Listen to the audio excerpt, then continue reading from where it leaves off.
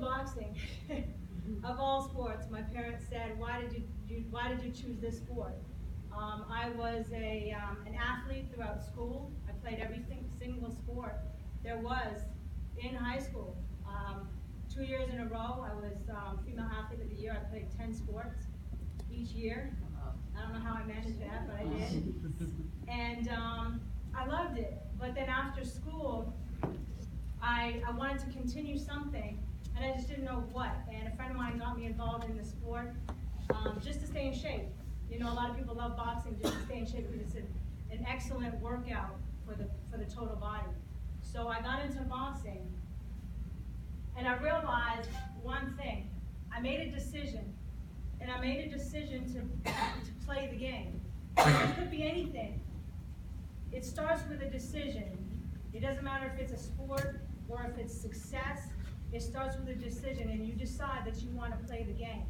And I decided I wanted to play the game, but I also just decided that I wanted to play the game to win.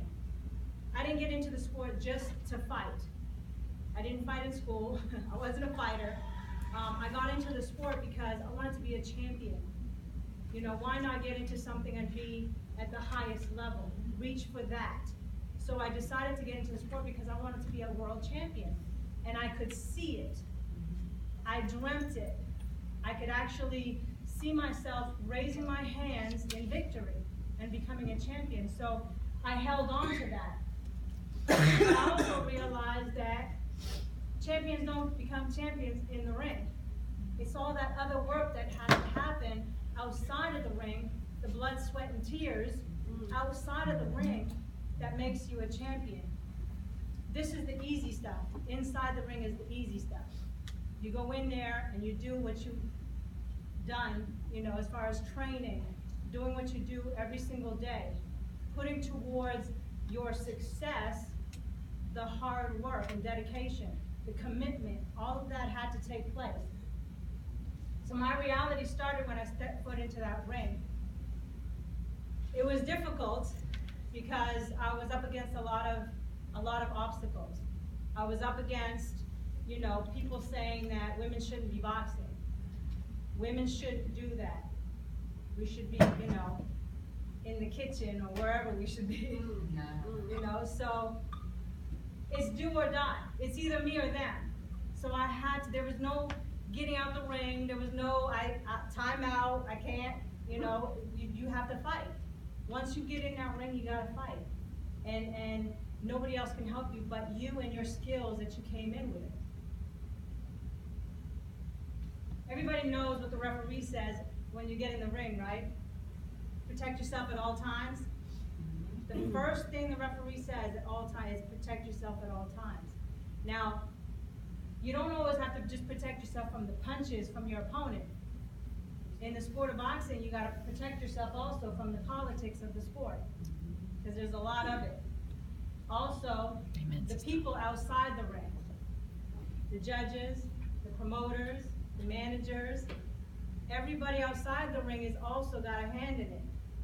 And so it's not that easy just to go in that ring and just fight, because you're fighting for you, you're fighting for your stance in the game, you're fighting for being a female, you're fighting against the other opponent's promoter maybe, their hometown maybe. So you have to protect yourself at all times. And it doesn't just go for sports, but it also goes with success. Being successful as a female in a male-dominating sport or in a male-dominated industry is the same thing. You still have to fight for what you want. This was my first fight. It was on Valentine's Day, 1995. Now, I was up against a lot of stuff in this fight. It was my first fight, but I didn't realize it was my first fight. Because of the fact that my manager was in cahoots with her manager. And they wanted her to get a win on her record. And so they didn't take me seriously, and my corner didn't have my back. So they told me it was just going to be an exhibition. But little did I know, when I got in that ring and I started fighting, that it felt pretty real. It felt quite real up in there. It was supposed to be a 6-round fight. As you see, she's already had 10 fights. I had 0. And so it was a lesson. In life you learn lessons, right?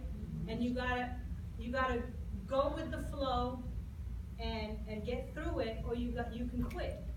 It's one or the other. So it was my biggest test.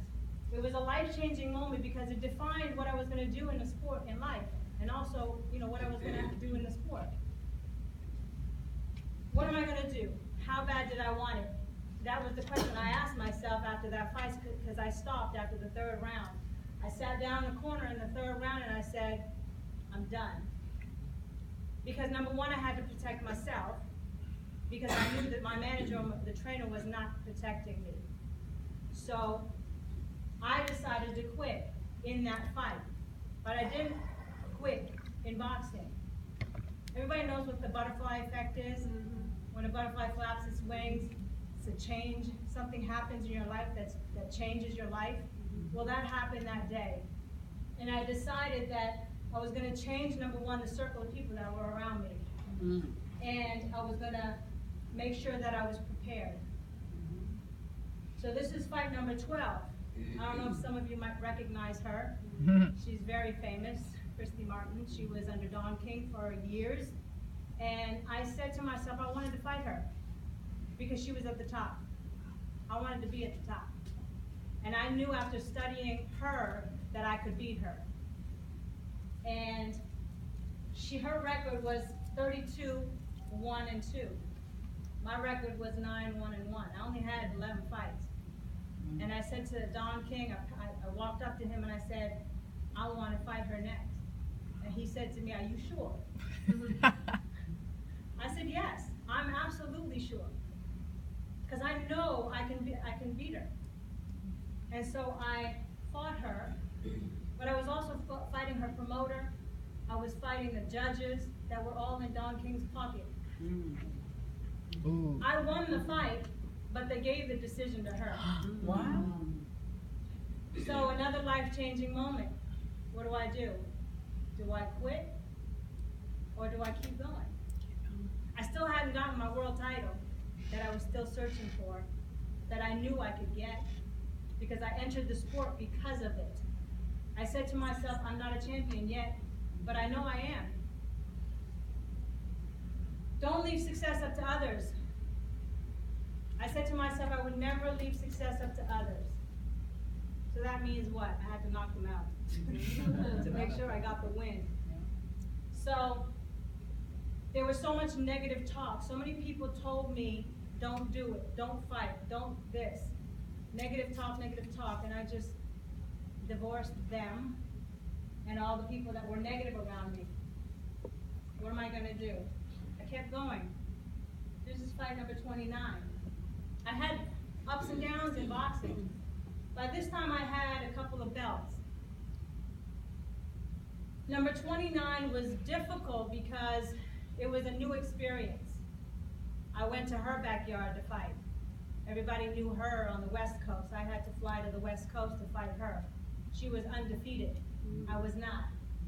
I was 24-3-2. So, another life-changing moment, because I went and, they have to weigh you in the night before, right? And you have to be at that weight. And if you're not at that weight, if you're maybe a little over, the other opponent can choose whether you have to lose that weight or not.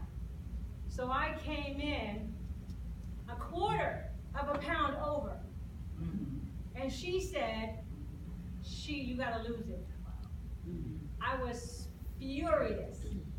I was so mad that she wanted me to lose that quarter of a pound. But I understood why. Because number one, she was scared. Number two, she wanted to